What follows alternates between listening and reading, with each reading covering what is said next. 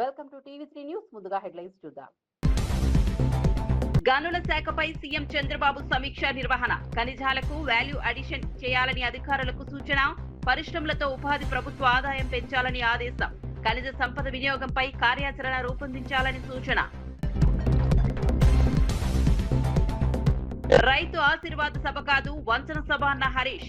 రైతులను కాంగ్రెస్ ప్రభుత్వం మోసం చేసిందని ఆరోపణ. పెట్టుబడి సాయం హామీలు అమలు కాలేదని విమర్శ. రైతులకు బకాయిలు వెంటనే చెల్లించాలని డిమాండ్. వ్యవసాయంపై స్పష్టమైన విధానం ప్రకటించాలని సూచన. విద్యా వ్యవస్థపై ఆసక్తికర వ్యాఖ్యలు చేసిన లోకేష్. సృజనాత్మక విద్యా విధానం అవసరమని మంత్రి లోకేష్.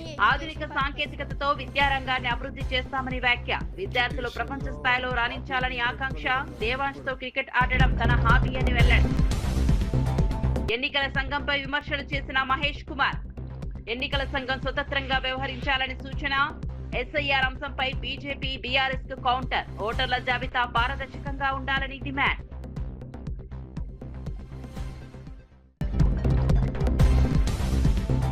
చంద్రబాబుపై రాజమల్లు తీవ్ర విమర్శలు. ఓట్ల కోసమే వందల అవతారాలు ఎత్తారని విమర్శ. హామీలు అమలు చేయకుండా ప్రజలను మోసం చేస్తున్నారని వ్యాఖ్య. కొత్త పెన్షన్లు కూడా ఇవ్వలేదని ఆరోపణ. సంక్షేమంలో ప్రభుత్వం విఫలమైందని వెల్లడి. వార్త వివరాల్లోకి వెళ్తే, అమరావతిలోని క్యాంపు కార్యాలయంలో ముఖ్యమంత్రి చంద్రబాబు నాయుడు గనుల శాఖపై కీలక సమీక్ష నిర్వహించారు. ఈ సమావేశానికి మంత్రి కొల్లు రవీంద్ర, సిఎస్ సాయి ప్రసాద్, గనుల శాఖ ముఖ్య కార్యదర్శి ముఖేష్ కుమార్ మీనా, ఆర్థిక శాఖ అధికారులు హాజరయ్యారు. రాష్ట్రంలో ఉన్న beach sand, rare earth minerals, ముడి ఇనుము వంటి విలువైన ఖనిజాలను కేవలం ముడి రూపంలో విక్రయించకుండా వాటికి వాల్యూ అడిషన్ చేసి అధిక ఆదాయం పొందే అవకాశాలను పరిశీలించాలని సీఎం సూచించారు. ఖనిజ సంపదను ఆధారంగా చేసుకుని పరిశ్రమలను ప్రోత్సహించడం ద్వారా ఉపాధి అవకాశాలు పెరగడంతో పాటు ప్రభుత్వ ఆదాయం కూడా గణనీయంగా పెరుగుతోందని పేర్కొన్నారు. రాష్ట్ర మినరల్ వెల్త్ పై మార్కెట్ క్యాపిటలైజేషన్ అవకాశాలను అధ్యయనం చేసి సమగ్ర కార్యాచరణ రూపొందించాలని అధికారులను ఆదేశించారు. ఖనిజ వనరులను పారదర్శకంగా వినియోగిస్తూ రాష్ట్ర ఆర్థిక అభివృద్ధికి గనుల శాఖ కీలక పాత్ర పోషించేలా చర్యలు చేపట్టాలని ముఖ్యమంత్రి స్పష్టం చేశారు. రైతులకు పెట్టుబడి సాయంగా అందించే రైతు భరోసా నిధులను ప్రభుత్వం విడుదల చేస్తున్నట్లు మంత్రి పొన్నం ప్రభాకర్ తెలిపారు. ఈ రోజు నుంచే రైతుల ఖాతాల్లో నేరుగా నిధులు జమ అవుతాయని వెల్లడించారు. కాంగ్రెస్ ప్రభుత్వం అధికారంలోకి వచ్చిన 30 నెలల్లో రైతుల కోసం 27,000 కోట్లకు పైగా అధిక ఆర్థిక సాయం అందించామని వెల్లడించారు. రైతుల సంక్షేమమే ప్రభుత్వ ప్రధాన లక్ష్యమని, వ్యవసాయాన్ని లాభదాయకంగా మార్చేందుకు అవసరమైన అన్ని చర్యలు తీసుకుంటున్నామని తెలిపారు. ఎరువుల సరఫరాలో ఎలాంటి ఇబ్బందులు తలెత్తకుండా కేంద్ర ప్రభుత్వంపై బీజేపీ ఎంపీలు ఒత్తిడి తీసుకురావాలని సూచించారు. రైతులకు నాణ్యమైన విత్తనాలు, ఎరువులు, పెట్టుబడి సాయం సమయానికి అందించేందుకు ప్రభుత్వం కట్టుబడి ఉందని తెలిపారు. వ్యవసాయ రంగాన్ని బలోపేతం చేయడంలో రైతు భరోసా కీలక పథకమని, ప్రతి అర్హత రైతుకు ప్రయోజనం చేకూరేలా ప్రభుత్వం చర్యలు తీసుకుంటోందని మంత్రి పొన్నం ప్రభాకర్ స్పష్టం చేశారు. 10 ఏళ్లలో మొత్తం ఇచ్చినటువంటి 72,000 కోట్లు ఇచ్చినారు. మేము 2023-24 యాసంగిలా 4 నెలల 26 రోజులు పట్టింది. 2024-25 2 నెలల 2 రోజులు పట్టింది. 2025 9 రోజులు వేసినాం. 2025-26 మొన్న 2 ఎకరాలకు వేసినాం. ఇవాళ 9 రోజుల్లో మొత్తం రాష్ట్రంలో ఉన్నటువంటి ప్రతి ఎకరాకు మళ్ళీ వేసే కార్యక్రమం చేస్తున్నాం. ఇప్పటికే మేము ఈ యొక్క 30 నెలలలో 27,000 కోట్లు రైతాంగానికి ఇచ్చినాం. ఇది కాక బోనస్ ఇస్తా ఉన్నాం. బోనస్ తో పాటుగా 10 సంవత్సరాలు బంద్ చేసినటువంటి పనిముట్లు యాంత్రీకరణ పేరు మీద మీరు చూస్తున్నారు. మీరు కూడా హుస్నాబాద్ లో మార్కెట్ యార్డ్ ఏ విధంగా యాంత్రీకరణ పనిముట్లు ఇచ్చినామో తెలుసు. పనిముట్లు కూడా జీరో చేసినటువంటి పరిస్థితి. మేము రైతులకు సంబంధించి మరొకసారి కూడా సీజన్ స్టార్ట్ అవుతా ఉంది, కట్టుబడి ఉన్నాం. మాజీ మంత్రి హరీష్ రావు కాంగ్రెస్ ప్రభుత్వంపై తీవ్ర విమర్శలు చేశారు. ప్రభుత్వం నిర్వహిస్తున్న రైతు ఆశీర్వాద సభలు నిజానికి రైతు వంచన సభలుగా మారాయని ఆరోపించారు. ఎన్నికల ముందు ఎకరానికి 15,000 పెట్టుబడి సాయం ఇస్తామని చెప్పి అధికారంలోకి వచ్చాక కేవలం 12,000కే పరిమితం చేశారని విమర్శించారు. కొన్ని విడతల్లో 2 ఎకరాల వరకే, మరికొన్ని సందర్భాల్లో 3 ఎకరాల వరకే పరిమితి విధించడం ద్వారా రైతులను మోసం చేశారని అన్నారు. రైతు బంధు పేరుతో కాంగ్రెస్ ప్రభుత్వం రైతులకు సుమారు 29,300 కోట్ల బకాయిలా ఉందని ఆరోపించారు. రైతులకు ఇచ్చిన హామీలను పూర్తిగా అమలు చేయకుండా ప్రచార కార్యక్రమాలతో కాలం గడుపుతోందని విమర్శించారు.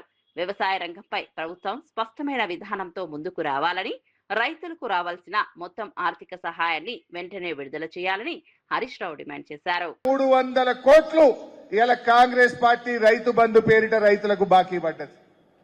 29,300 కోట్లు.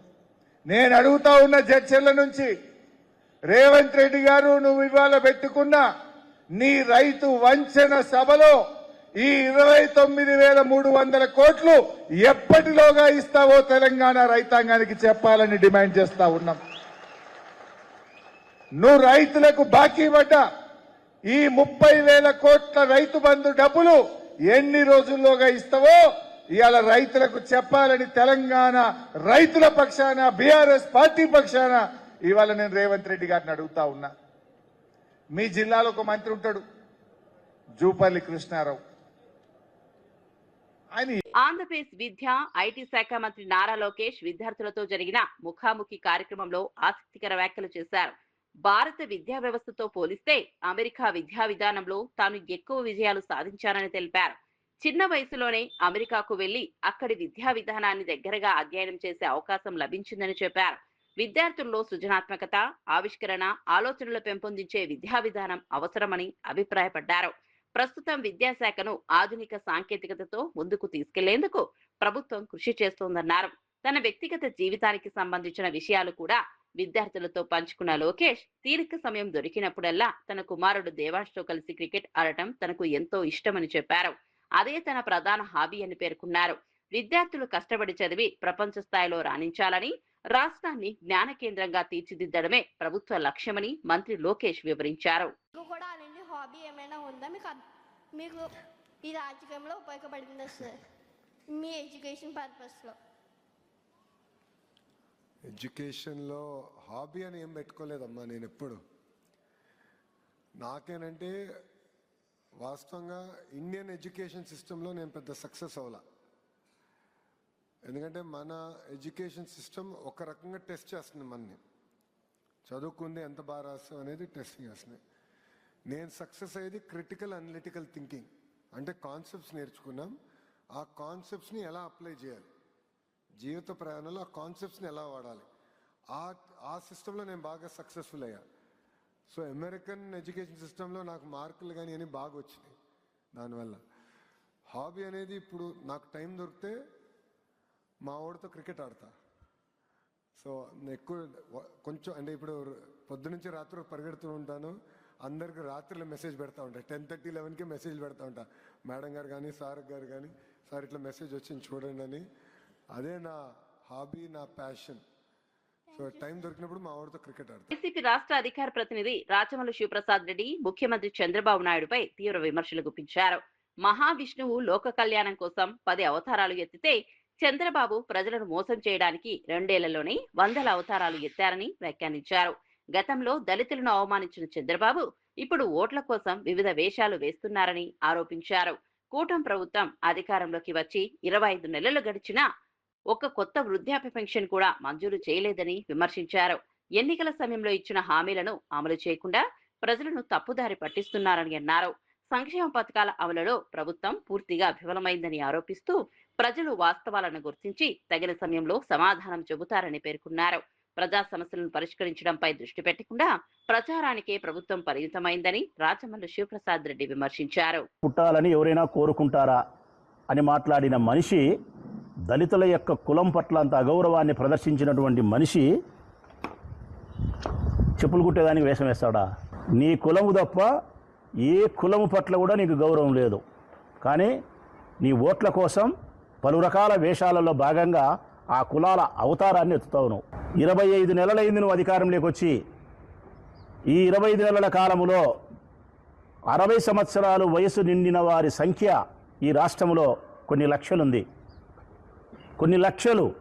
2024 జనవరి 1 నుంచి 2026 జూలై 1 వరకు 2.5 సంవత్సరం అయింది. 2.5 సంవత్సరం అయింది.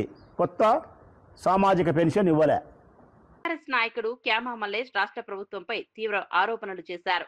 స్థానిక ప్రజల అభిప్రాయాన్ని తీసుకోకుండా ఇబ్రహీంపట్నం నియోజకవర్గంలో ఎకో టౌన్ పేరుతో డంపింగ్ యార్డ్ ఏర్పాటు చేస్తున్నామని విమర్శించారు. జపాన్ కంపెనీకి కమిషన్లు అందించడానికే 494 ఎకరాల భూమిని కేటాయించారని ఆరోపించారు. 3 కాదు 2 కిలోమీటర్లే. దీని ప్రభావంతో రంగారెడ్డి జిల్లా అబ్దుల్లాపూర్ మెట్ మండల్లోని ఒక 10-12 గ్రామాలకు భువనగిరి నియోజకవర్గం పోచంపల్లి మండల పరిధిలోని ఒక 5-6 గ్రామాలకు ప్రత్యక్షంగా, అటు ఇటు ఒక 20-25 గ్రామాల ప్రజలకు పరోక్షంగా తీవ్రమైనటువంటి కాలుష్యాన్ని వెదజల్లే ఆ మహమ్మారిని ఆ ప్రాంత ప్రజల మీద నెట్టడం ఎంతవరకు సమంజసమని మేము అడుగుతా ఉన్నాం. ఇవాళ ముఖ్యమంత్రి గారు మరి ఇబ్రాహీంపట్నానికి, భువనగిరి పార్లమెంటుకు అధికార పార్టీకి చెందిన ప్రజాప్రతినిధులు 2 ఎమ్మెల్యేలు, 1 ఎంపీ. మరి వీళ్ళు కండ్లు లేవా, చెవులు లేవా? ఈ ప్రాంత ప్రజలు మీకు ఓట్లేసి గెలిపిస్తే మీరు ముఖ్యమంత్రి గారి ఒత్తిడికో ఆ కార్పొరేట్ కంపెనీ ఇచ్చే తాయిలాలకు ఆశపడి ఈ ప్రజల జీవితాలను దుర్భరం చేసే ఈ ప్రాజెక్టుకు మీరు ఒప్పుకోవడం ఎంతవరకు కరెక్ట్ అని నేను అడుగుతా ఉన్నా. పార్టీలకు అతీతంగా కాంగ్రెస్ పార్టీ సర్పంచులు, బీజేపీ సర్పంచులు, అన్ని పార్టీల వారు కూడా వస్తే మేము పోయి, నేను, మా మాజీ శాసనసభ్యుడు కిషన్ రెడ్డి గారు, ఎమ్మెల్సీ దాసోజు శ్రవణ్ గారు అందరం కూడా పోయి జిల్లా కలెక్టర్ కార్యాలయం దగ్గర ధర్నా చేసి వాళ్ళకి సాంఘీభావం తెలపడం జరిగింది. నేను ముఖ్యమంత్రి గారిని ఒక్కటే అడుగుతా ఉన్నా, మూసీని ప్రక్షాళన చేస్తా, మూసీల మంచినీళ్లు ప్రవహించబెడతా అని. పక్కనే ఉన్నటువంటి ఈ ప్రాంతంలో డంపింగ్ యార్డ్ పెడితే 10 చినుకుల వాన పడ్డ ఆ డంపింగ్ యార్డులకెళ్ళి ఆ చెత్త చెదారాంలకెళ్ళి వచ్చే మురికి నీరు మరి నువ్వు పవిత్రంగా గంగా నదిలాగా చేస్తున్న మూసీ నదిలో కలిస్తే పరిస్థితి ఏమవుతుందో ఒకసారి ఆలోచన చెయ్యి. నీ సామెత ఎట్లుందంటే మొగన్ సొమ్ము తినుకుంటా మిండన్ పాట వాడినట్టు కాళేశ్వరం నీళ్లతోటి మూసీని ప్రక్షాళన చేసుకుంటా కేసీఆర్ గారిని, కేటీఆర్ గారిని, హరీష్ రావు గారిని నోటికొచ్చిన మాటలు అడ్డం వస్తే తొక్కుతాను. నువ్వు ఎవరు? హైదరాబాద్ కేంద్రీయ విశ్వవిద్యాలయంలో కాంట్రాక్ట్ కార్మికులు తమ సమస్యల పరిష్కారం కోసం మరోసారి ఆందోళనకు దిగారు. పరిపాలనా భవనం ఎదుట నిరవధిక సమ్మె చేపట్టి తమ దీర్ఘకాలిక డిమాండ్లను వెంటనే పరిష్కరించాలని కోరారు. కేంద్ర ప్రభుత్వం తీసుకొచ్చిన కొత్త కార్మిక చట్టాల వల్ల ఉద్యోగ భద్రత దెబ్బతిందని, ఎన్నో సంవత్సరాలుగా సాధించుకున్న కార్మిక హక్కులు కోల్పోతున్నామని ఆవేదన వ్యక్తం చేశారు. కొత్త కాంట్రాక్టర్ బాధ్యతలు చేపట్టిన తర్వాత పరిస్థితులు మరింత దిగజారాయని ఆరోపించారు. వేతనాలు, ఉద్యోగుల భద్రత, సంక్షేమ సౌకర్యాల విషయంలో తీవ్ర అన్యాయం జరుగుతోందని తెలిపారు. తమ సమస్యలను పరిష్కరించే వరకు ఉద్యమాన్ని కొనసాగిస్తామని స్పష్టం చేశారు. విశ్వవిద్యాలయ యాజమాన్యం వెంటనే చర్చకు రావాలని, కార్మికుల హక్కులను పరిరక్షించే చర్యలు తీసుకోవాలని డిమాండ్ చేశారు.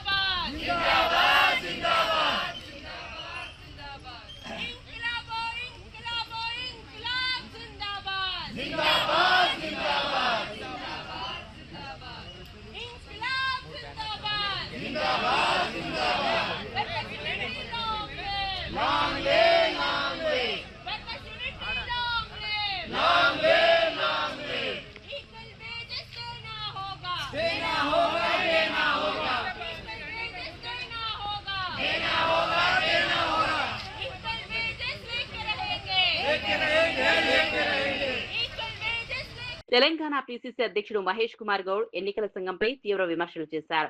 నిజామాబాద్ జిల్లా నందిపేటలో నిర్వహించిన డిఎల్ఓ అవగాహన సమావేశంలో ఆయన మాట్లాడుతూ ఎన్నికల సంఘం ప్రధానమంత్రి నరేంద్ర మోదీ సూచనల మేరకే పనిచేస్తోందని ఆరోపించారు.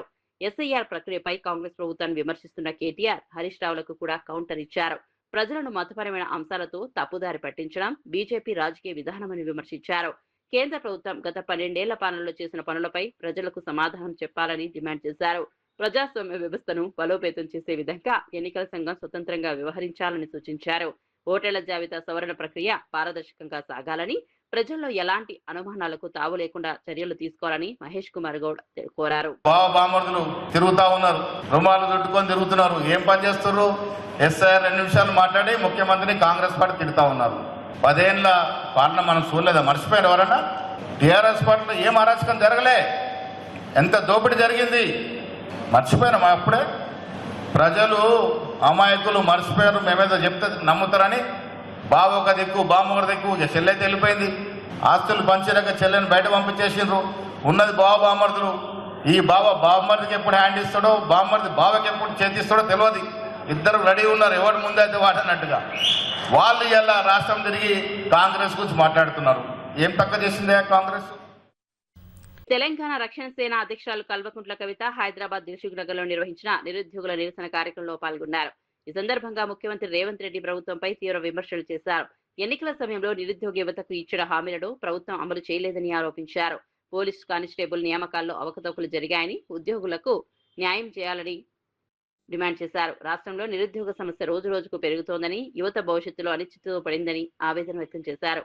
ఉద్యోగ నియామక ప్రక్రియలో పూర్తి పారదర్శకత పాటించాలని, అర్హులైన అభ్యర్థులకు న్యాయం జరిగేలా ప్రభుత్వం చర్యలు తీసుకోవాలని కోరారు. నిరుద్యోగ యువత సమస్యలను పరిష్కరించే వరకు తమ పోరాటం కొనసాగుతుందని కవిత స్పష్టం చేశారు. 20,000 ఉద్యోగాలు ఇస్తారని మాట ఇచ్చినటువంటి ప్రభుత్వం 20,000 ఇవ్వకుండా కుట్రపూరితంగా 5,000కు తగ్గిస్తుంది. దాన్ని ఎట్టి పరిస్థితుల్లో ఒప్పుకోము. నిరుద్యోగ యువతి యువకులందరితో తెలంగాణ రక్షణ సేన నిలబడి ఉంది. కలిసి వచ్చి అన్ని పార్టీలను కూడా కలుపుకుంటాం. ఆ నిరుద్యోగ బిడ్డలు చేసే ఉద్యమాల్లో వారికి తోడుగా నిలబడతాం. 20,000 కానిస్టేబుల్ ఉద్యోగాలు సాధించి తీరుతాం. ఎందుకంటే 5,000 ఉద్యోగాలు వేస్తే హైదరాబాద్ నగరానికి సరిపోతే తప్పితే జిల్లాలలో ప్రిపేర్ అవుతున్న ఏ ఒక్కరికి కూడా సరిపోవు. కాబట్టి జిల్లాల్లో ఉన్న వారందరికీ న్యాయం జరగాలంటే 20,000 ఉద్యోగాలు ఇవ్వాల్సిందే అని ప్రభుత్వాన్ని డిమాండ్ చేస్తున్నాను. జీవో 46 ని సవరించాలి, వయో పరిమితికి సంబంధించిన అంశాలు సవరించాలి. వీటన్నిటిని కూడా ప్రభుత్వం పరిగణలోకి తీసుకొని 20,000 ఉద్యోగాలు ఇవ్వాలని డిమాండ్ చేస్తున్నాను. పద్మభూషణ్ అవార్డు గ్రహీత ప్రముఖ radiation oncologist doctor Nori దత్తాత్రేయుడిని Hyderabad financial district లోని మెడికవర్ ఆసుపత్రిలో ఘనంగా సన్మానించారు. ఈ కార్యక్రమంలో మెడికవర్ ఆసుపత్రుల అధినేత శరత్ రెడ్డి మాట్లాడుతూ క్యాన్సర్ చికిత్స రంగంలో డాక్టర్ నోరి అందించిన సేవలు ప్రపంచవ్యాప్తంగా ప్రశంసలు అందుతున్నాయని కొనియాడారు. ఆయన వైద్య రంగానికి చేసిన కృషి యువ వైద్యులకు స్ఫూర్తిదాయకమని పేర్కొన్నారు. క్యాన్సర్ చికిత్సలో ఆధునిక సాంకేతిక వినియోగం, రోగులకు నాణ్యమైన వైద్య సేవలు అందుబాటులో తీసుకురావడం అత్యంత ముఖ్యమని కార్యక్రమంలో పాల్గొన్న నిపుణులు అభిప్రాయపడ్డారు. భవిష్యత్తులో క్యాన్సర్ చికిత్సను మరింత సమర్థవంతంగా అందించేందుకు వైద్య రంగంలో పరిశోధనలు, సాంకేతిక అభివృద్ధికి ప్రాధాన్యం ఇవ్వాలని సూచించారు. కార్యక్రమంలో వైద్యులు, ఆరోగ్య రంగ నిపుణులు, ఆసుపత్రి ప్రతినిధులు పాల్గొని డాక్టర్ నోరి దత్తాత్రేయుని అభినందించారు. కంప్లీట్ గా ఎలిమినేట్ చేస్తాం, just like we eliminated polio. Hyderabad collectorate ఎదుట ఫీజు రీయింబర్స్మెంట్, స్కాలర్షిప్ బకాయిలను వెంటనే విడుదల చేయాలని డిమాండ్ చేస్తూ విద్యార్థులు ఆందోళన చేపట్టారు. ఈ నిరసనకు సామాజికవేత్త ఆర్ కృష్ణయ్య సంఘీభావం ప్రకటించారు. బకాయిలు వెంటనే విడుదల కాకపోవడంతో వేలాది మంది విద్యార్థుల చదువు తీవ్రంగా ప్రభావితం అవుతున్నాయని ఆయన ఆందోళన వ్యక్తం చేశారు. పేద, మధ్యతరగతి కుటుంబాలకు చెందిన విద్యార్థులు ఆర్థిక ఇబ్బందుల్లో ఉన్నత విద్య కొనసాగించలేని పరిస్థితి ఏర్పడిందన్నారు. ప్రభుత్వం వెంటనే స్పందించి పెండింగ్ లో ఉన్న ఫీజు రీయింబర్స్మెంట్, స్కాలర్షిప్ నిధులను విడుదల చేయాలని డిమాండ్ చేశారు. విద్యార్థుల భవిష్యత్తుతో నిర్లక్ష్యంగా వ్యవహరించవద్దని హెచ్చరించారు. సమస్య పరిష్కారం అయ్యే వరకు తమ ఆందోళన కొనసాగుతుందని విద్యార్థి సంఘాలు స్పష్టం చేశాయి. బంద్ చేసుకున్నారు. కొన్ని కాలేజీలు బలవంతంగా నడపడానికి ప్రభుత్వ కాలేజీలు ప్రయత్నం చేస్తే విద్యార్థులు తరగతులు బహిష్కరించి రోడ్ల మీదకి ఎక్కారు. ఇప్పటికైనా ముఖ్యమంత్రి రేవంత్ రెడ్డి మేమేం గొంతమ్మ కోరికలు కొడతలేము. పాత విధానం ఈ స్కీము 18 సంవత్సరాలు నడుస్తుంది. దీని లోపల పుల్లలు పెట్టుడు ఎందుకు? యాజ్ ఇట్ ఈజ్ ఇస్తే అయిపోతుంది కదా. ఇది అందుకే పాత పద్ధతి ప్రకారం ఇవ్వు. కోట్లాది మంది విద్యార్థులు ఈ స్కీమ్ వల్ల కుటుంబాలు బాగుపడ్డాయి. 2 తెలుగు రాష్ట్రాల్లో పక్క రాష్ట్రమైన ఆంధ్రప్రదేశ్లో లేని ఇబ్బంది మన ధనిక రాష్ట్రమైన తెలంగాణలో ఎందుకని చెప్పి నేను ప్రశ్నిస్తున్నా. పక్క రాష్ట్రము తెలంగాణ ఆంధ్ర విడిపోయినప్పుడు ఆంధ్రప్రదేశ్ లోటు బడ్జెట్ ఉండే, తెలంగాణ 20,000 కోట్ల మిగులు బడ్జెట్ ఉంది. అసుంటి మిగులు బడ్జెట్ ఉన్న లోటు బడ్జెట్ ఉన్న ఆంధ్రప్రదేశ్ లోపల టోటల్ ఫీజులు ఇస్తున్నారు, యాజ్ ఇట్ ఈజ్ గా పద్ధతిలో కొనసాగిస్తున్నారు. పైగా స్కాలర్షిప్లు 15,000 ఇస్తున్నారు. మన రాష్ట్రంలో ఏం రోగమైంది? ఇది ధనిక రాష్ట్రము, ఇక్కడ నెలకు 20,000 కోట్ల ఆదాయం ఉంది. ఈజీగా నెలకు 200 కోట్లు ఇస్తే ఈ స్కీమ్ సరిపోతుంది. 2,000 కోట్ల ఆదాయం, 20,000 కోట్ల ఆదాయం ఉన్నటువంటి ప్రభుత్వానికి 200 కోట్లు నెలకు ఇవ్వడం అనేది పెద్ద ప్రాబ్లం కాదు.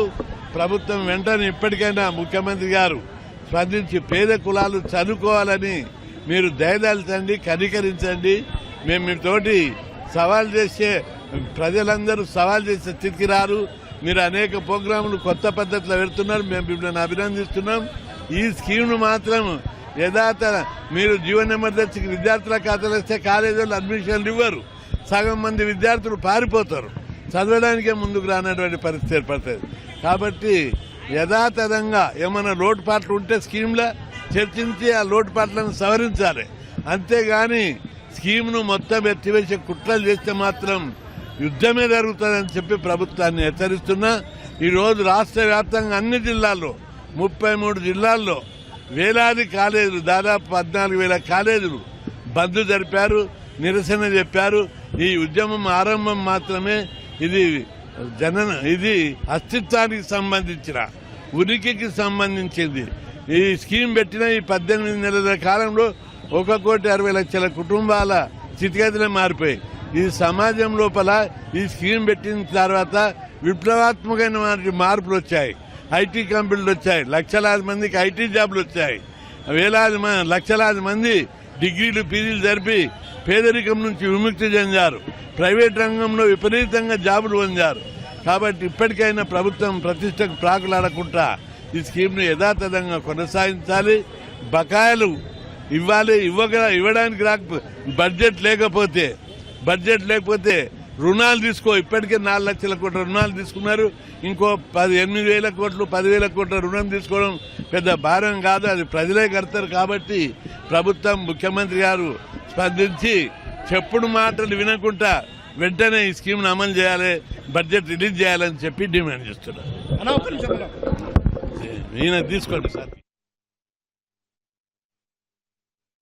బులెటిన్ ముగించే ముందు హెడ్లైన్స్ మరోసారి చూద్దాం. గనుల శాఖపై సీఎం చంద్రబాబు సమీక్ష నిర్వహణ, ఖనిజాలకు వాల్యూ అడిషన్ చేయాలని అధికారులకు సూచన, పరిశ్రమలతో ఉపాధి, ప్రభుత్వ ఆదాయం పెంచాలని ఆదేశం, ఖనిజ సంపద వినియోగంపై కార్యాచరణ రూపొందించాలని సూచన.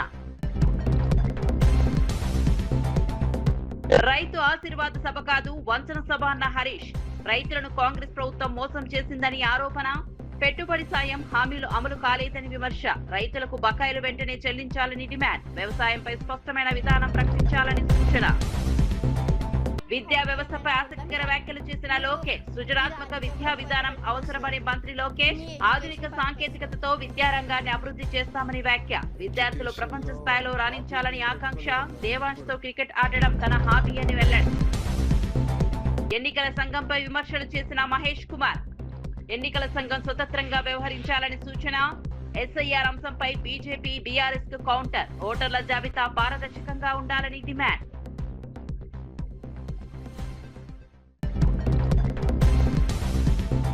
చంద్రబాబుపై రాజమల్లు తీవ్ర విమర్శలు, ఓట్ల కోసమే 100 అవతారాలు ఎత్తారని విమర్శ, హామీలు అమలు చేయకుండా ప్రజలను మోసం చేస్తున్నారని వ్యాఖ్య, కొత్త పెన్షన్లు కూడా ఇవ్వలేదని ఆరోపణ, సంక్షేమంలో ప్రభుత్వం విఫలమైందని వెల్లడి. మరిన్ని అప్డేట్స్ కోసం చూస్తూనే ఉండండి.